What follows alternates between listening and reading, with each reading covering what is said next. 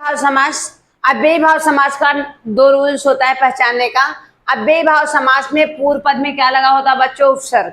जैसा कि हमने बताया था, उपसर्ग का मतलब होता है किसी शब्द के पहले जुड़कर नया शब्द बन जाए, उसको हम क्या बोलते हैं बच्चों? उपसर्ग बोलते हैं। उसको हम उपसर्ग बोलते हैं।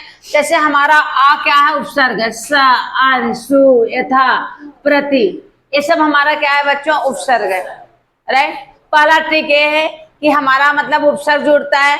दूसरा नंबर होता है कि सेम सेम शब्द होते हैं। कैसे शब्द होते हैं? सेम सेम शब्द होते हैं। सेम शब्द होते हैं एवं योजक चिन्ह लगा होता है। एवं क्या लगा होता है? योजक चिन्ह।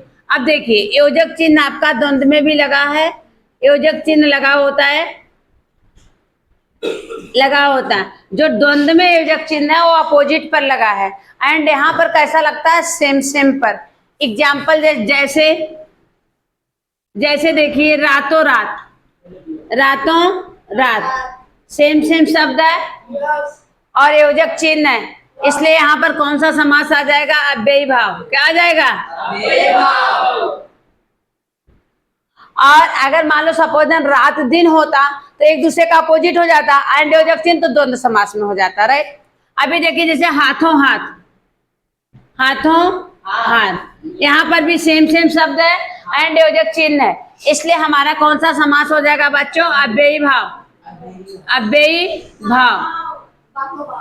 हाँ, हाथों साथों साथ,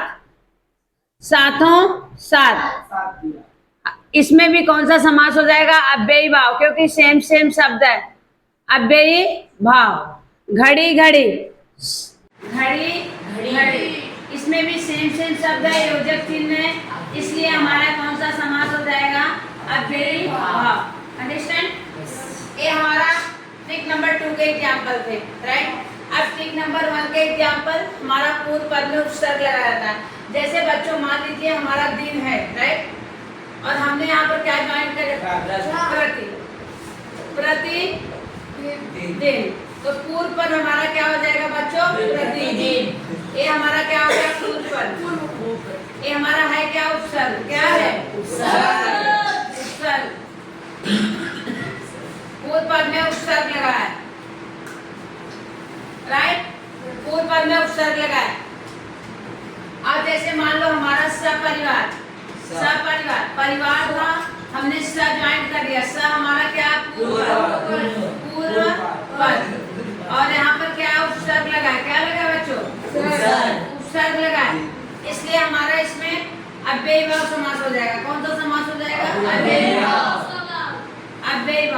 अव्ययी भाव का हमारा सिस्टम होता है, पूर्व पद में उपसर्ग लगा होता है। जैसे आजीवन में देखिए, जीवन था, हमने आज ज्वाइन कर दिया। आजीवन में कौन सा समास है? अव्ययी भाव। कौन सा समास है? अव्ययी भाव। क्यों? अगर कोई आपसे पूछता है क्यों? क्योंकि आ हमारा क्या है? उपसर्ग है। पूर्व पद क्या है? उपसर्ग है। क्या है?